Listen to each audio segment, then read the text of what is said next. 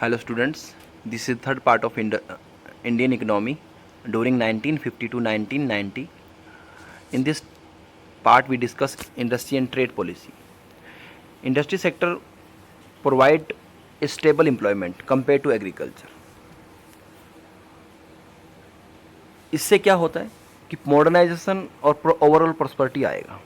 यानी कि देखा जाए तो एग्रीकल्चर सेक्टर सिर्फ 4 to 5 मंथ एक वर्कफोर्स को वर्क प्रोवाइड करता है और रेस्ट जो टाइम होता है वो अनएम्प्लॉयड रहते हैं। तो इस प्रॉब्लम को सॉल्व सिर्फ कौन कर सकता था? इंडस्ट्री सेक्टर सॉल्व कर सकता था, क्योंकि इंडस्ट्री सेक्टर क्या करता था? एक स्टेबल एम्प्लॉयमेंट प्रोवाइड करता है। अब इसमें उन्होंने क्या किया? मॉडर्नाइजेशन किया। मॉडर्नाइजेशन का मतलब अपनी नई टेक्नोलॉजी लगाने के लिए, और ओवरऑल प्रॉस्पेरिटी भी एक इंडस्ट्री सेक्टर पे डिपेंड कर रहा है। कैसे कि अगर एम्प्लॉयमेंट इंडस्ट्री सेक्टर लगेगा तो एम्प्लॉयमेंट मिलेगा तो वेजेस एंड सैलरी मिलेगा, वेजेस एंड सैलरी मिलेगा तो वो अपना एक्सपेंडिचर इंक्रीज़ करेंगे, और एक्सपेंडिचर इंक्रीज़ करने का मतलब डिमांड बढ़ाएंगे तो और ज़्यादा प्रोडक्शन करना पड़ेगा, इंडस्ट्री को और ज़्यादा लगाना पड़ेगा।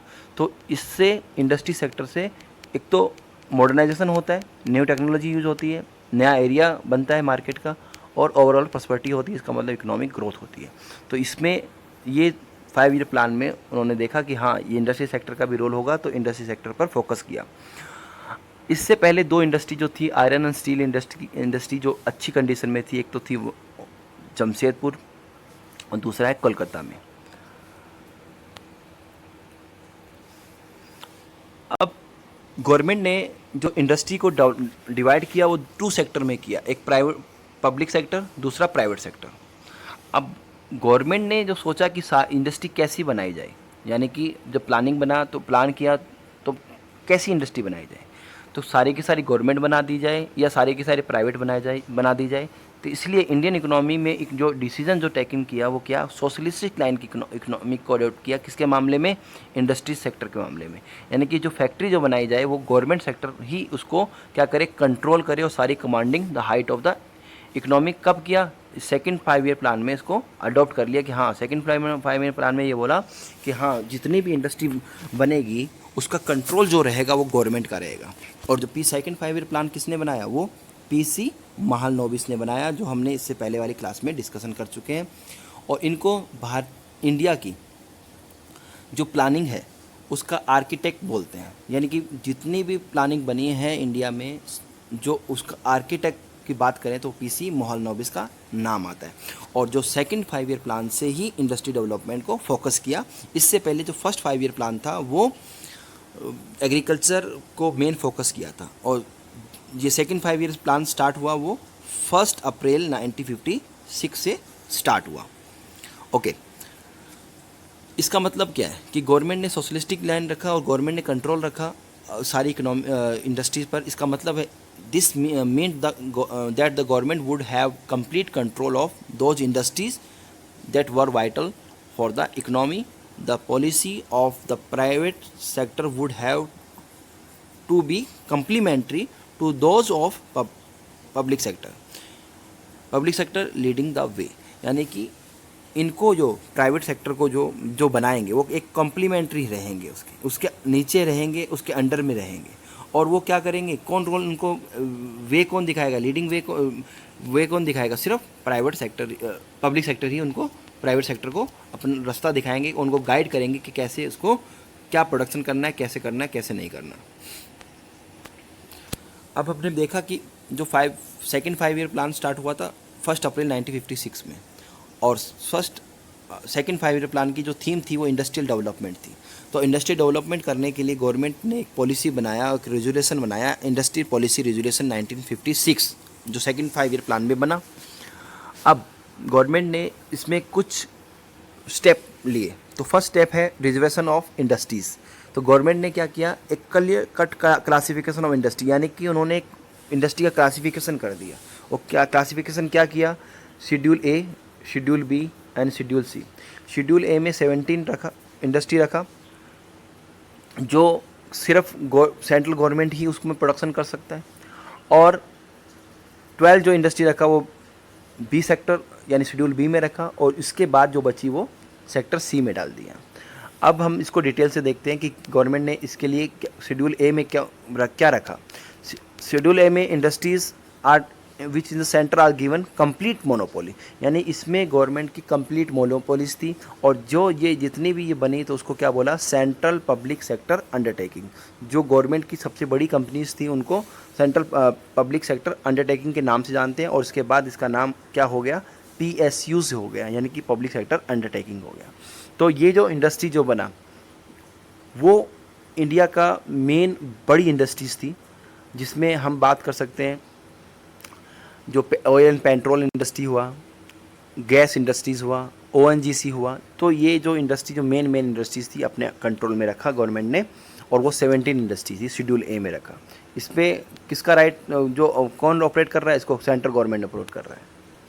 अब जो शेड्यूल बी में, तो शेड्यूल बी में गवर्नमेंट ने कुछ एरिया दिया, किसको, state government was suppose to take the initiatives which the more expensive follow the up the private sector. इन प्राइवेट सेक्टर को देखने करने के लिए स्टेट गवर्नमेंट को कुछ इंडस्ट्री का राइट दिया। वो कितनी इंडस्ट्री थी, 12 इंडस्ट्री थी। The schedule also carried the provision of compulsory licensing, यानी कि कंपल्सरी, इसमें अगर कोई शेड्यूल बनाना है तो गवर्नमेंट से क्या लेना पड़ेगा, कंपल्सरी लाइसेंस लेना कंपल्सरी कर दिया, यानी लाइसेंस के बिना आप कोई चीज़ प्रोडक्शन नहीं कर सकते। अब there should not be noted that neither the state nor the private sector had to monopolize these industries, unlike the Schedule A provided a monopoly to the centers। अब देखो सेंटर ए, जो शेड्यूल ए में तो सारी किसको दे रखी है, central government को दे रखी है, उसी का फुल राइट है। लेकिन प्राइवेट सेक्टर हो या स्टेट गवर्नमेंट हो, उन दोनों को इसमें कोई भी मोनोपोली पावर नहीं थी। कभी भी गवर्नमेंट, सेंट्रल गवर्नमेंट को कोई भी जो बंद करवा सकती थी, या कोई भी अपना रूल उसमें लगा सकती थी, जो या कोई भी अपनी इंस्ट्रक्शन दे सकती, जो इनको फॉलो करना पड़ता। और ये इसके लिए इन्होंने बोल दिया कि क्या करना पड़ेगा, कंपलसरी लाइसेंस लेना पड़ेगा। अब हम करते हैं शेड्यूल सी की बात, जो ए और बी में बच गई। Put the industrial are left out the schedule A and B put under the in which the private enterprises had to provision to set up the industries. Many of them provision of licensing have the necessity fit into the framework of social and economic states। तो अब इन्होंने बोला कि हाँ वही production करना है, क्या करना है ये सब गवर्नमेंट बताएगा, और क्या बताएगा कैसे करना है, वो किससे करना है, वो गवर्नमेंट से लाइसेंस लेके करना है। जैसे कोई मान लो शूज़ बनाने की प्राइवेट कंपनी है कि वो शूज़ बनाएगी, तो गवर्नमेंट से पहले वो लाइसेंस लेगा कि हाँ मुझे लाइसेंस लेना पड़ेगा। और गवर्नमेंट क्या करेगा, वो बताएगा कि हाँ ये क्या बने, कि इकोनॉमिक के लिए बेनिफिट है या नहीं। अगर प्राइवेट जो बिना लाइसेंस के लिए गवर्नमेंट अगर उनको अलाउ कर देता, तो प्राइवेट सेक्टर क्या बनाता, वाइन बनाता, या टबैको या बीड़ी या सिगरेट। तो इससे क्या होता, इससे क्योंकि इनको पता है कि ये कंजप्शन ज़्यादा करते हैं, तो वो अपने प्रॉफिट को ज़्यादा करने के लिए इसका प्रोडक्शन ज़्यादा करते हैं, तो इसलिए सोसाइटी को और इकोनॉमिक को ये हार्मफुल रहता है। तो गवर्नमेंट ने इसको कंट्रोल करने के लिए एक ऐसी गुड्स बना दी जिसको पहले गुड्स बनाने से पहले गवर्नमेंट से परमिशन लेना होगा, और परमिशन लेने के बाद वो चीज़ का प्रोडक्शन कर सकेंगे। तो ये जो था वो शेड्यूल, जो इंडस्ट्री का क्लासिफिकेशन था। अब इसमें हम बात करते हैं सेकंड जो है वो प्रोविज़न ऑफ लाइसेंसिंग। अब इसमें गवर्नमेंट ने क्या कर दिया, सभी को ये बोला कि most of important development of independent India जो क्या था, वो प्रोविज़न ऑफ कंपलसरी लाइसेंस, सबसे इम्पोर्टेंट प्रोविज़न था जो कंपलसरी लाइसेंस था। अब इसमें क्या, no new industry was allowed unless the license was obtain from the government. जब तक गवर्नमेंट से लाइसेंस नहीं लेंगे कोई भी फैक्ट्री नहीं बन सकती थी। अब बी एंड सी जो भी इंडस्ट्री शेड्यूल में आ रही थी केम अंडर द प्रोविज़न। अब हम बात करते हैं कि बी एंड सी क्यों आया, ए क्यों नहीं आया। ए इसलिए नहीं आया कि ए तो ऑलरेडी सेंट्रल गवर्नमेंट का है, वो सेंट्रल गवर्नमेंट अपने आप से तो ना पूछेगी कि मुझे ये प्रोडक्शन करना है या नहीं करना, क्योंकि उसकी तो मोनोपोली पावर है, वो तो उसको डिसीजन खुद लेना है। तो ऐसे मान लो सपोज हम खाना खाते हैं तो पहले अपने आप से तो ना पूछते हैं कि खाना खा लें या नहीं खा लें, या अपने आप से तो नहीं पूछते कि हाँ सो जाए या नहीं सोए। तो इसलिए कि गवर्नमेंट ए तो कोई शेड्यूल परमिशन लेने की ज़रूरत नहीं है, तो परमिशन लेगा कौन, शेड्यूल बी और सी वाला। तो all the schedule B and industries and number of C industry came under the provision, यानी कि उनको लाइसेंस लेना पड़ेगा। तो this provision land to establishment, क्या बोला इसको, लाइसेंस कोटा परमिट राज, यानी कि गवर्नमेंट से पहले लाइसेंस लेना पड़ेगा, और वो पूछेगा कि हाँ मुझे क्या प्रोडक्शन करना है, कितना करना है, ठीक है, और परमिट लेना पड़ेगा। लाइसेंस लेने का मतलब यानी पहले तो उससे गवर्नमेंट से ले लीगली, फिर कोटा दे दे कि हाँ इतना प्रोडक्ट कोटा है, और फिर परमिट करेगा कि हाँ ये परमिट है या नहीं है। अब हम इसको देखते हैं अच्छे से। तो मान लो सपोज एक कंपनी थी, उसने शूज़ बनाने की, मान लो बाटा कंपनी थी, बाटा कंपनी ने लाइसेंस लिया कि शूज़ बनाएंगे। तो शूज़ बनाने के लिए गवर्नमेंट से पहले परमिशन लेनी पड़ेगी, हाँ हम ये शूज़ बनाएं या नहीं बनाएं। मान लो वो विदाउट लेस वाला शूज़ बना रहा है, यानी जिसमें लेस नहीं है। अब आगे हम बात करते हैं, वो क्या है, एग्जिस्टिंग इंडस्ट्री हैड, अब इवन जो industry had to open the license expanding output और डाइवर्सिफाई प्रोडक्शन या प्रोडक्शन या न्यू वैरायटी। ये लाइसेंस सिर्फ नई फर्म को नहीं लेना, ये पुरानी फर्म को भी लाइसेंस लेना है। किसके लिए? वो अपने आउटपुट को बढ़ाने के लिए या कुछ नया प्रोडक्शन करने के लिए। सपोज शूज़ बनाने की फैक्ट्री बाटा है, बाटा ने बोला कि मैं पहले कितना प्रोडक्शन बना रही थी, 100 शूज़ पेयर बना रही थी।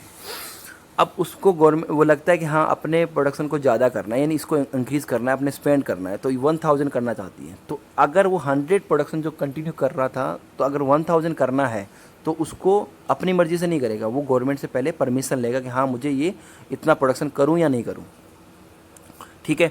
दूसरा, अब पहले वो जो शूज़ बना रहा था वो विदाउट लेस वाला बना रहा था, ठीक है। अब वो नया शूज़ बना रहा है, यानी नई क्वालिटी बनाई, उसने लेस वाले शूज़ की बना दी। अब वो लेस वाले शूज़ के लिए भी गवर्नमेंट से परमिशन लेगा कि ये लेस वाला शूज़ बनाऊं या नहीं बनाऊं। तो इसको बोलते हैं कि एक तो वो क्या कर रहा है, आउटपुट को एक्सपेंड करने के लिए, यानी आउटपुट बढ़ाने के लिए, और फॉर द डाइवर्सिफाई प्रोडक्शन को या प्रोडक्शन ऑफ न्यू वैरायटी, नया वैरायटी तैयार करने के लिए, तब भी वो गवर्नमेंट से परमिशन लेगा। This was the mean to ensure that the quantity of goods produced were not more than what the economic required. यानी इसका मतलब क्या था, क्यों इसको यानी कि 100 की जगह 1000 इंक्रीज़ करने से पहले गवर्नमेंट से क्यों पूछना था? गवर्नमेंट का ये, इसमें गवर्नमेंट का ये मोटिव था कि वो इतना गुड्स ना बना ले कि मार्केट में एक्सेस हो जाए, यानी बिके ना। तो गवर्नमेंट सिर्फ उतना गुड्स बनाने के लिए परमिशन देता है जितनी मार्केट को रिक्वायर्ड है, यानी कि इकोनॉमिक को रिक्वायर्ड है। The license to be expand production was given only if the government was convinced that the economy required a larger quantity of goods. और लाइसेंस कब मिलेगा? लाइसेंस तभी मिलेगा गवर्नमेंट ये लगे, गवर्नमेंट को कन्विंस्ड हो जाए कि हाँ ये इस गुड्स की मार्केट में डिमांड है, यानी कि इकोनॉमिक को रिक्वायरमेंट है, यानी इतने लोगों को ज़रूरत है इस गुड्स की, तभी ही गवर्नमेंट उसको परमिशन देगा। हाँ आप ये जो शूज है वो 100 से 1000 कर लो, और जो विदाउट लेस वाले की जगह लेस वाला लगा लो। तो गवर्नमेंट से पहले परमिशन लेना पड़ेगा, कंपलसरी है ये। इसमें नेक्स्ट है रीजनल डिस्पार्टी। रीजनल डिस्पार्टी का मतलब गवर्नमेंट ने क्या प्रोविज़न था कि गवर्नमेंट ने लाइसेंस तो कंपलसरी कर रखा था, लेकिन गवर्नमेंट चाहती थी कि जो ये नया जो इंडस्ट्री बने या नई फर्म जो बने, वो क्या करे, गवर्नमेंट से लाइसेंस तो ले, लेकिन वो उस एरिया में प्रोडक्शन करे जो बैकवर्ड रीजन है, जो ये रीजन बैकवर्ड है, ठीक है। अब आपको ये गवर्नमेंट का बैकवर्ड रीजन में गवर्नमेंट क्या कर रही है, एक तो उसको लाइसेंस ईजी दे रही है, और दूसरा उसको क्या दे रही है कि उसको टैक्स बेनिफिट दे रही है, और एज वेल एज उसको इलेक्ट्रिसिटी कम रेट पे दे रही है। अब इसका पर्पज़ था क्या था कि गवर्नमेंट बैकवर्ड रीजन में तो इजी लाइसेंस दे रहा है काम करने के लिए, कंडीशन ज़्यादा नहीं लगा रहा। क्यों? क्योंकि बैकवर्ड रीजन का मतलब होता है कि अगर बैकवर्ड रीजन में कोई जो भी फैक्ट्री या इंडस्ट्री डेवलप होता है, इस्टेब्लिश्ड होता है, तो उससे क्या होगा, वहाँ पर एक तो रोड बनेगा, ट्रांसपोर्ट फैसिलिटी बनेगा, उसके बाद वहाँ पर, ठीक है, उसके बाद वहाँ पर इलेक्ट्रिसिटी सप्लाई हो जाएगा, ठीक है, उसके बाद वहाँ पर जो रॉ मटेरियल आसपास तैयार होने का मतलब है वो वहाँ पर कंज्यूम हो जाएगा, उसके बाद वो वहाँ पे लोगों को एम्प्लॉयमेंट मिलेगा तो पर कैपिटा इनकम बढ़ेगा, प्रोडक्शन इंक्रीज हो, वो उनका लिविंग ऑफ स्टैंडर्ड इंक्रीज होगा, एजुकेशन इंक्रीज होगा, हेल्थ अच्छा होगा।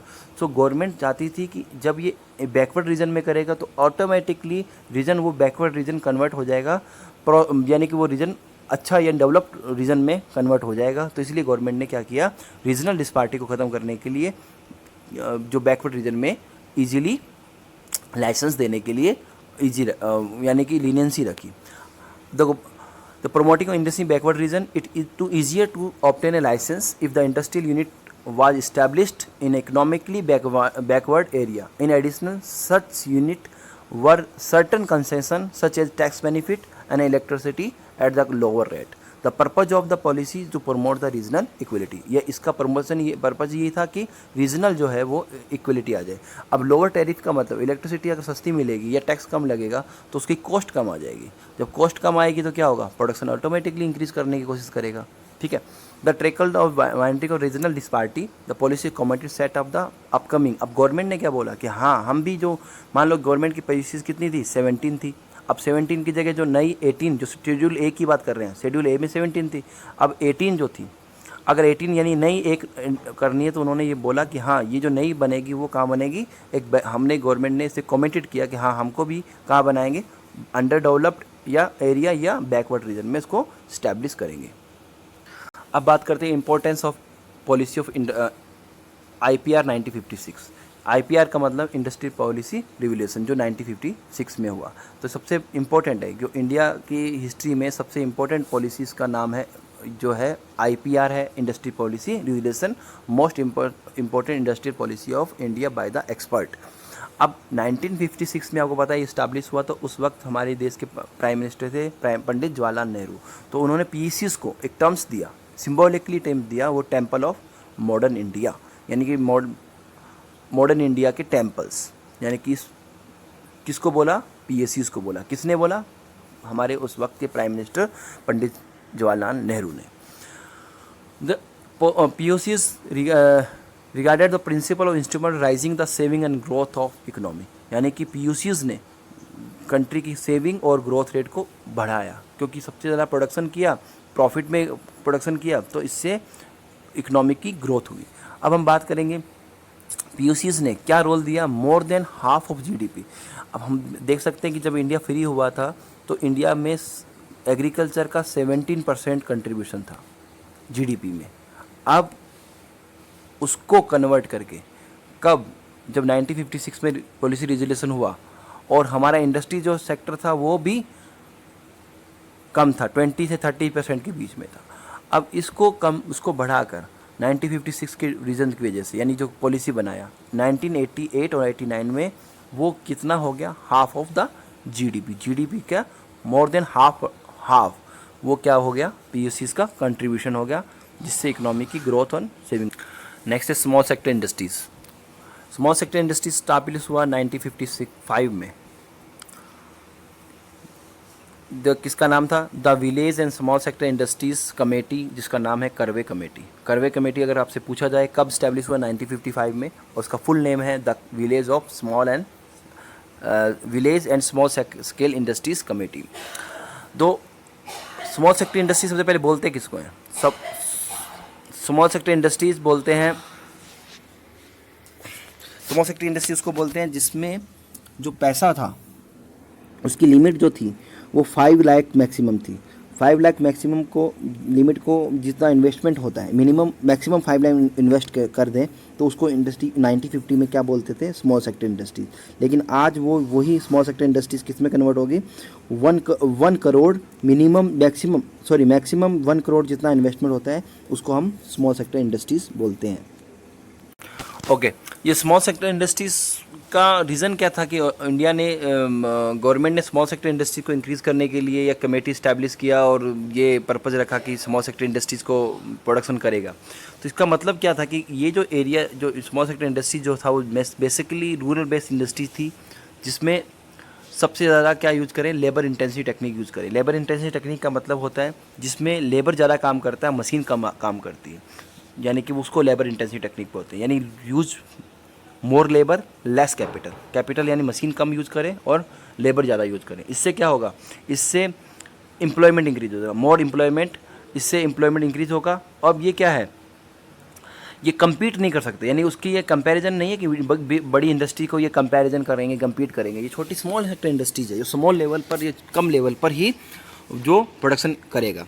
तो अब इसमें गवर्नमेंट का पर्पज़ था कि ये जो इंडस्ट्रीज़ थी, गवर्नमेंट स्मॉल सेक्टर इंडस्ट्रीज़ को बड़ी किसके कंपैरिजन में इंडस्ट्री करना था, प्रोडक्शन करना था लार्ज स्केल इंडस्ट्रीज़ के। तो गवर्नमेंट ने ये इनसे कंपटीशन तो कर ही नहीं सकते थे, क्योंकि ये इनके पास इतने रिसोर्स थे ही नहीं, क्योंकि वो इंडस्ट्री थी वो मशीन बेस्ड थी। तो ये स्मॉल सेक्टर इंडस्ट्रीज़ को गवर्नमेंट ने एक सेड प्रोवाइड करने के लिए, सेड किसके कंपैरिजन में, सेड किससे, जो लार्ज बिग फर्म थी उससे सेड देने के लिए, इसको यानी कि उसको सहारा देने के लिए गवर्नमेंट ने क्या किया, कुछ रिजर्व कर दिया कि ये रिजर्व एरिया है। The production of the number of product was reserve for the small sector industry, यानी कि जो मान लो बैग बनाने वाले छोटे छोटे हाथ के बैग है, वो सिर्फ कह दें कि हाँ ये छोटे ये यही बनाएंगे और कोई बड़ी इंडस्ट्री इसमें बैग नहीं बनाएगी। तो गवर्नमेंट ने इसमें रिजर्व कर दिया कि यही प्रोडक्शन बड़ी इंडस्ट्री ना करके छोटी इंडस्ट्री करेगी। तो इसका मतलब एक तो लोगों को ज़्यादा काम मिला, दूसरा इसमें सबसे ज़्यादा लेबर फोर्स यूज हो गई, तो इससे अनएम्प्लॉयमेंट की प्रॉब्लम सॉल्व हो गई। अब गवर्नमेंट ने अब रिजर्वेशन देने के बाद इसमें क्या किया, गवर्नमेंट ने कंसेशन दिया किसमें, एक्साइज ड्यूटी में, और बैंक्स लोन और लोअर इंटरेस्ट रेट, यानी कि इंटरेस्ट रेट कम करके लोन भी दे दिया, और इनको जो भी एक्साइज ड्यूटी जो मान लो सपोज ये माल बाहर भेज रहे हैं, जैसे आप एग्जांपल लेते हैं गलीचा बनाने वाला, हाथ से जो बनता है, तो इसमें एक तो लेबर फोर्स ज़्यादा लगती है, और गलीचा बनाना जो है वो इंडस्ट्री कम बनाती है, ये हाथ से ज़्यादा बनता है। तो इसलिए एक तो अनएम्प्लॉयमेंट की प्रॉब्लम सॉल्व हो गई, और दूसरा गवर्नमेंट ने इनको दे दिया, सपोज इनको राइट दे दिया कि आप ही को बनाना है। तो तीसरा ये कि गवर्नमेंट ने इसको मान लो गलीचा, अब मान लो तुर्की खरीद रहा है आपको, ये टर्की खरीद रहा है, तो क्या करेगा, इसको उसको भेजने के लिए जो टैक्स होगा उस टैक्स को वेव ऑफ कर देगा। या और दूसरा इसके लिए कुछ रॉ मटेरियल लाना होगा, कुछ जो रॉ मटेरियल वगैरह लाना होगा, तो गवर्नमेंट उसको लोन या कोई ऐसी चीज़ लानी पड़ेगी जिससे वो उसके इक्विपमेंट हो या इनपुट हो वो उसको सस्ता मिल जाए, और उसकी फाइनेंशियल प्रॉब्लम नहीं हो, जिससे वो प्रोडक्शन को कंटिन्यूसली करता रहे। तो इसलिए गवर्नमेंट उसको लोन प्रोवाइड करेगी लो इंटरेस्ट रेट। अब जो इंडस्ट्री थी इंडिया की, अब इंडस्ट्री को जो बनाना था, प्रोडक्शन करना था, ऐसा प्रोडक्शन करना था जिससे वो फॉरेन के गुड्स जो बने या उसके कंपैरिजन में इंडिया के अंदर ही वो गुड्स बन जाए, यानी कि इंपोर्ट सब्स्टिट्यूशन करने का मेन टारगेट था कि इंपोर्ट जो है वो सब्स्टिट्यूशन हो जाए, यानी हम इंपोर्ट ना करके वो गुड्स को हम यहीं बना लें। तो गवर्नमेंट ने कुछ रेगुलेशन यूज़ किए, import export and tariff and quota. तो सबसे इनमें दो इंपोर्ट आता है कोटा एंड टैरिफ। कोटा क्या है, the specific number of goods that can be imported, यानी कि गवर्नमेंट ने ये कह दिया कि इस गुड्स के अलावा कोई और गुड्स इंपोर्ट नहीं करेंगे, एक लिमिट, सर्टन लिमिट लगा दिया। यानी कि मान लो सपोज एक मोबाइल फ़ोन मान लिया, तो मोबाइल फ़ोन सिर्फ 100 गुड्स मोबाइल फ़ोन ही गवर्नमेंट कहता है कि हाँ इसको इंपोर्ट कर सकते हैं, इससे ज़्यादा नहीं कर सकते, ठीक है। तो एक लिमिट फिक्स कर दिया, उसको बोलते हैं कोटा। टैरिफ का मतलब है it is a tax that is impose on imported goods, ये इम्पोर्टेड गुड्स पे लगता है, that this make important product more costly and discourage their use. अगर सपोज एक कोई गुड्स है, एग्जाम्पल लेते हैं शूज़ का ही, शूज़ तो पहले मान लो उस वक्त बाटा का था, अब वो बाटा पहनते हुए बोर हो गया, तो उसने मान लो उस वक्त एडिडास का शूज़ मंगा लिया। तो एडिडास का शूज़ एग्जाम्पल लेते हैं कि वो 1000 रुपीज़ का था, कितने का था, 1000 का नहीं मानते, 1000 का, चलो 1000 रुपीज़ का इम्पोर्टेंट शूज़ था। गवर्नमेंट ने इस पर टैरिफ लगा दिया, टैरिफ लगा के इस 1000 के शूज़ को बना दिया उसने 8000।